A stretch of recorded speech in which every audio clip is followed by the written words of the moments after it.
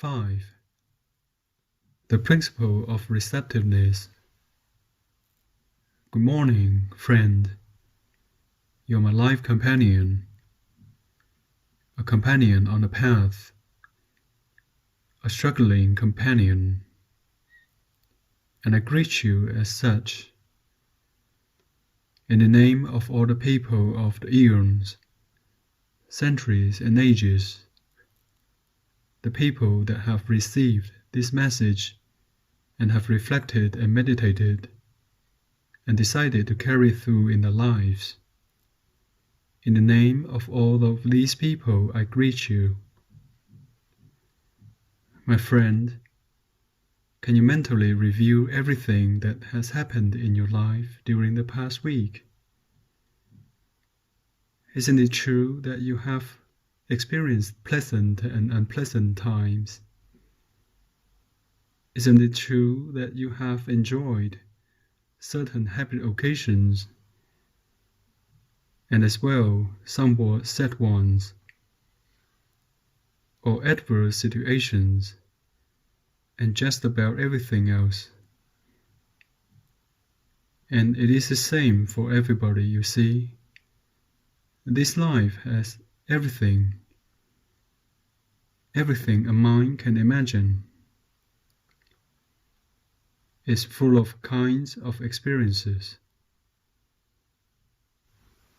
We live in a dual planet under the law of polarity. Everything is made of two parts, good and bad, hot and cold, hunger and satisfaction, to be alone or to have company, to be sad or to be happy, to feel vigorous or tired, good mood or bad mood, to tell the truth or lie, to opt for right or wrong, the real or the illusion, the wanting to do and the act of doing, and so forth. Our entire life is made of these dualities or polarities. Now then, how do you respond to these experiences? What happens to you when you come across an unfortunate situation? How do you face it? Are you afraid? We all are. Afraid of criticism, afraid of loneliness, fear of lacking things, fear of being rejected, of failure, sickness, old age, and death. Many fears are located in the deepest part of our hearts. We also want things, we desire things. We have all kinds of wishes and needs. Every day, the wheel of life will put you before these situations and, according to your essence, according to your being, you are attracting that which you love and that which you fear. You try to run away from what you dislike, that which causes you pain, suffering, sadness. You look instead to that which you find pleasant, right? Yes, my friend, we are this way. But if we select from our situations those things we like and run away from those situations we fear, those that are painful, we give ourselves over to involution or experience regression in our lives. The only result will be to go backwards into more and more of the same, isn't it? Paradoxical. Think about it, and you will see that this way will take us backwards. You must be asking yourself if there is a way to change this situation, that is, if it is possible for the wheel of life to bring us only whatever we like. No, my friend, this is not possible. The wheel carries everything we need in this life. It has everything in its dual form for us to learn from. No, it's not possible, my friend. So then, that is the answer you ask, my friend. We live in a cosmos of order, in a universe created by an intelligent creator. And this cosmos is governed by laws and principles. These are perfect laws and wise principles that, if a person gets to know, understood, and practice them in his life, instead of falling backwards, he will simply move forward. He will experience liberation as an individual. He will free himself from the wheel of circumstances and events.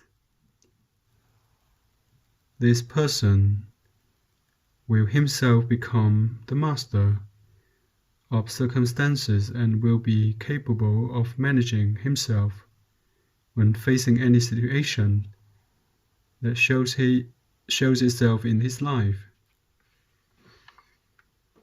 The fifth of the 12 principles for the liberation of man is the appropriate principle to handle the so much desired liberation of the person, plus the control over himself and towards all other circumstances in life. The principle states the following: if the dualities good, bad, up, down, etc., the life presents you do not bother or upset your life, you have overcome life's contradictions. I repeat, the fifth principle states, if the dual nature of this life is not an obstacle to you in life, you have overcome its contradictions. What is the precise meaning of this? What is the meaning of right, night and day, and the summer and winter being right or wrong for you?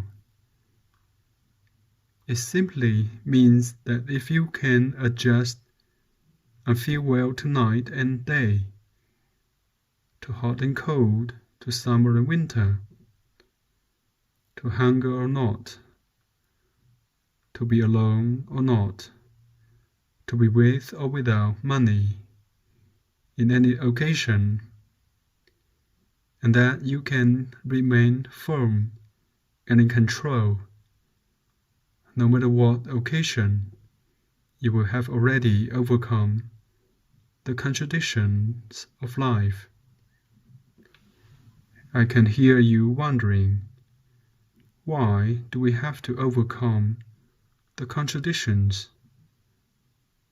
Because a person full of contradictions have not overcome these situations, has not balanced them.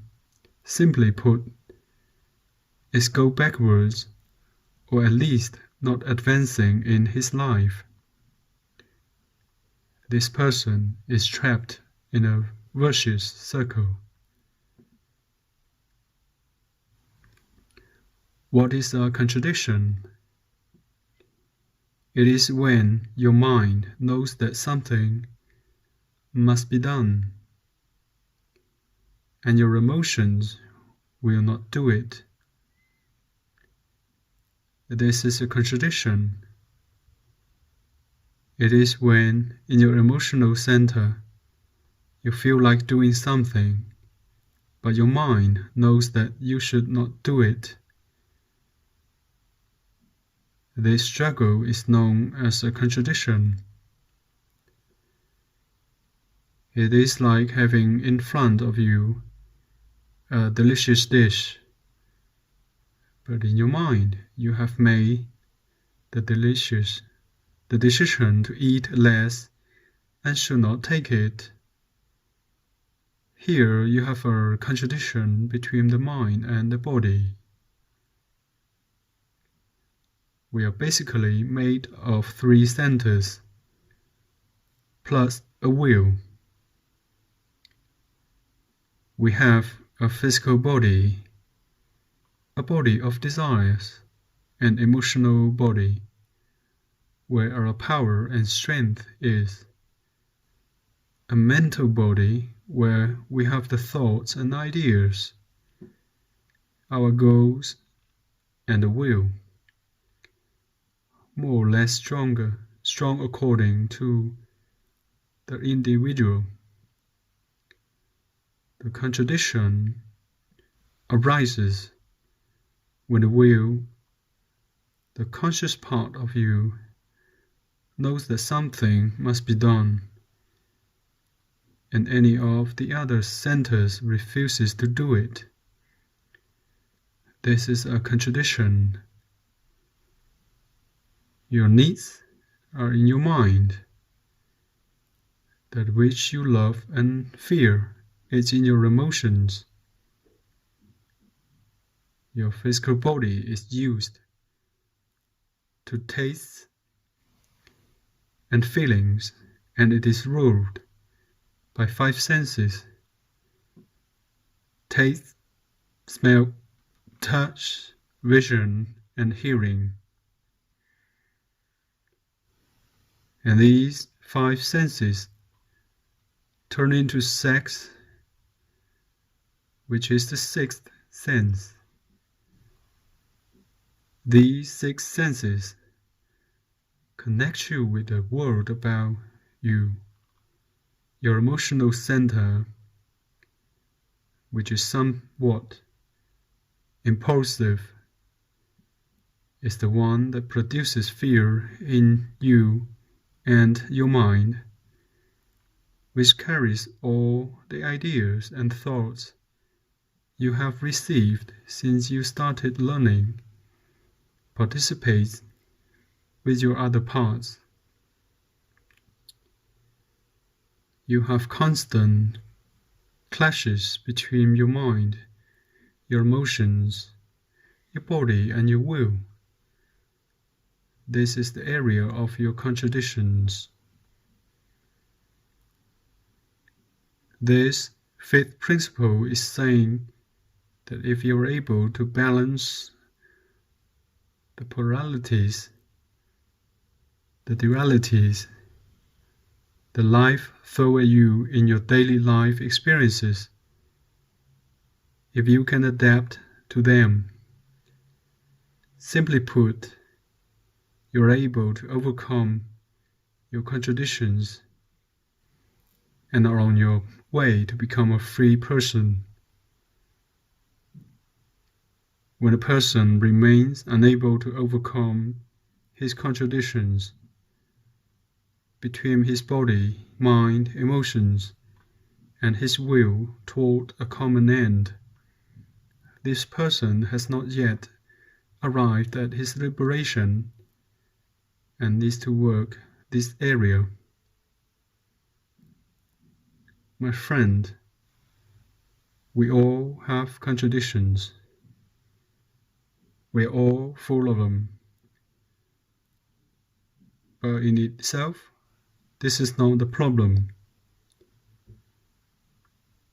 The problem is not to be aware that we have them. The problem is if we can wake up to them, to realize the contradictions are part of his life, this life, that they exist so that we can learn what to do about them. Let's look at these contradictions and see what they are made of. What is day and night? Why do we understand them to be different? Get a stick, any stick, hold it in your hand at one end. You choose, call one night and the other day. The whole stick is 24 hours. One end can be called cold, the other hot, and in the middle it is warm. One end could be the light, the other darkness, and in the middle twilight. At one end you could have pleasure, and in the other pain, and so on. Now, this stick, which represents all things, also has each end representing one of the centers within us. The day could be your mind, while the night could be your emotions, and the body the middle point. Think about this, for it is extremely important for your understanding and for you to later master this fifth principle. Remember, to go forward, you have to overcome your contradictions. Our mind has its part in our dualities. We think about comfort, wealth, love. We think about success. We think about kindness. All of these extremes are in our minds. But our emotional center has something different that it contributes to our contradictions. It thinks in terms of fear, of failure, sickness, being unable to pay the bills. The spouse might run away. Children are not learning. I might be fired from work, and on, and on, and on. There are thousands and thousands of bits of information in your mind, and all of them are extremes. Thousands of ideas in your emotions, and they also are all extremes too. And then there are thousands of habits, all mixed within your physical body, bringing out your tendencies. This information or data which resides in your emotional center is female in nature. The information that resides in your mind is male.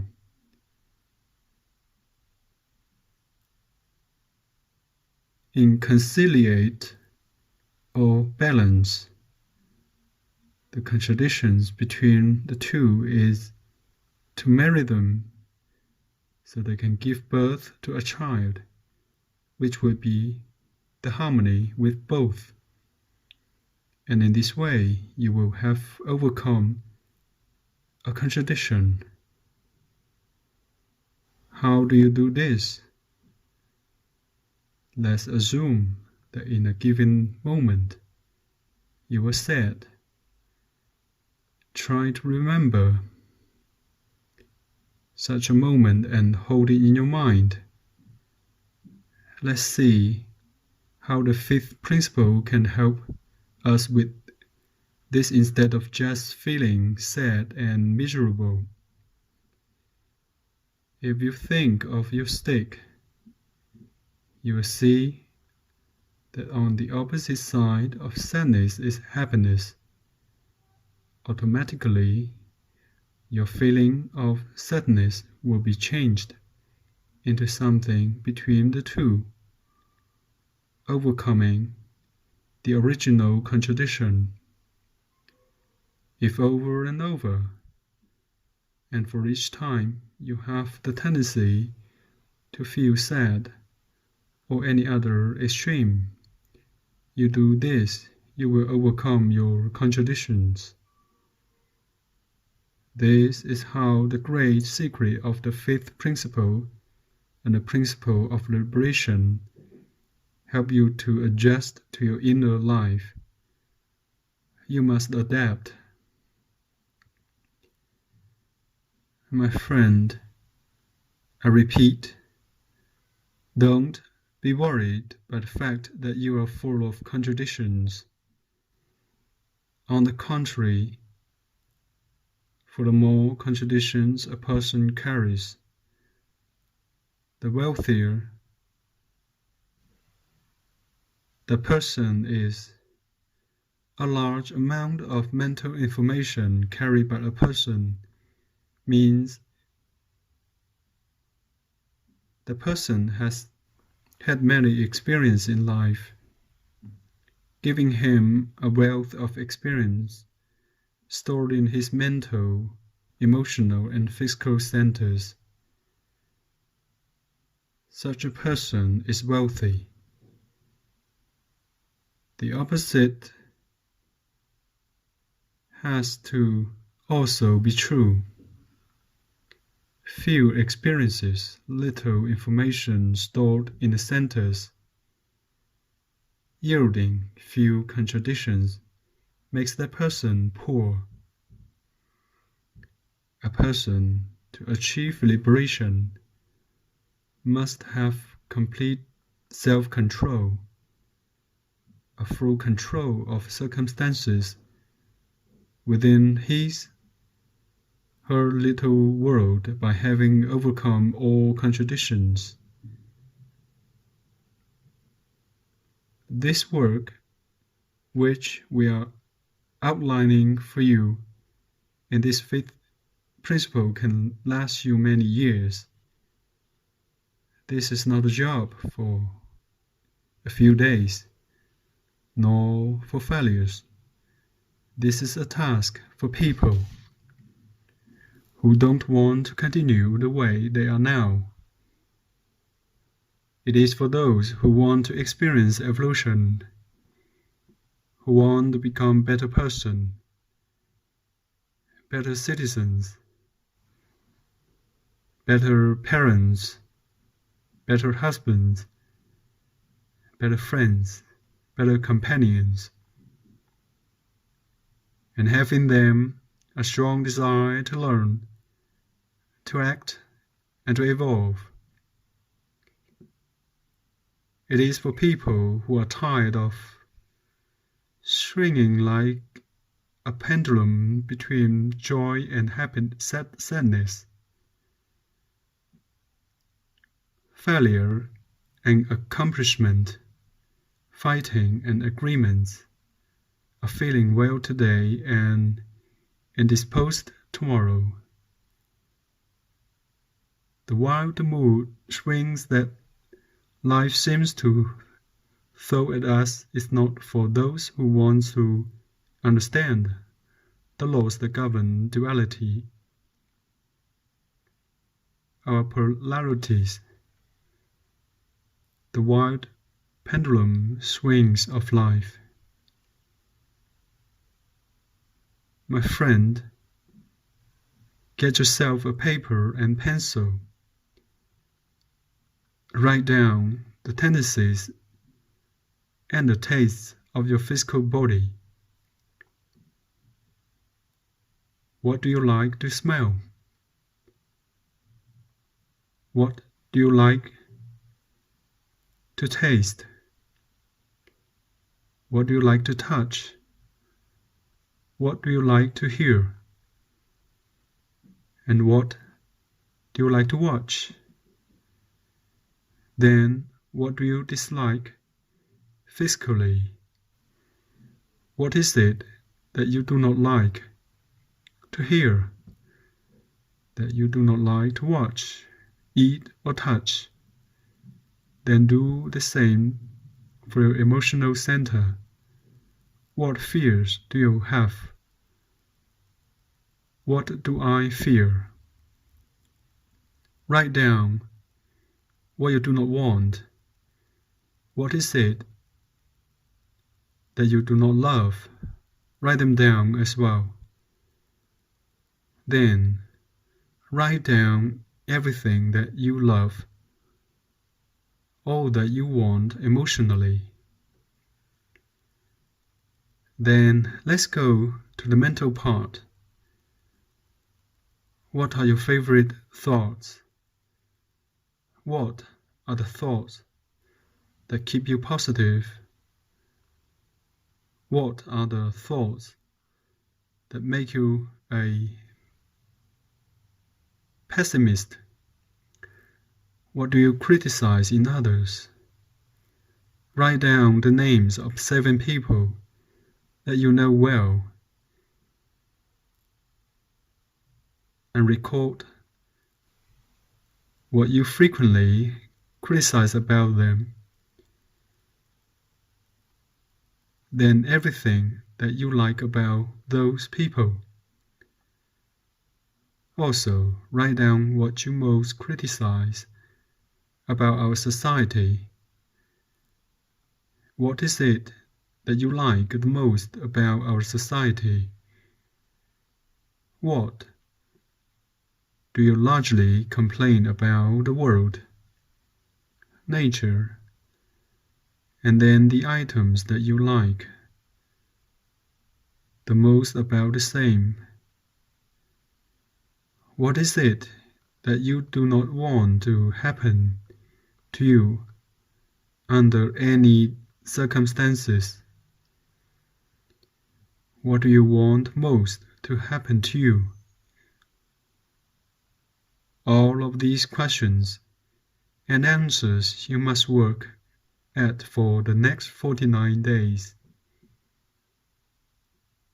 Every single day during 49 days, you must ask yourself these questions and answer them honestly, just as if it was always the first time. This will show you what kind of information you have within you, in your mind, in your emotions, your physical body. You will understand your extremes, the polarities you live with. Once you see what your contradictions are, you will have taken the first step toward freedom from them. You must be fair. You must be unbiased and objective. This means you must ask the questions and give the answers as if you would be making this analysis for some other person. You must start from the principle that your body is not you, as if it was the body of John Brown, with the tastes and emotions of John Brown, or the emotions of Charles Smith and the ideas of Michael Morrison. That is, as if it was not you. This is fundamental.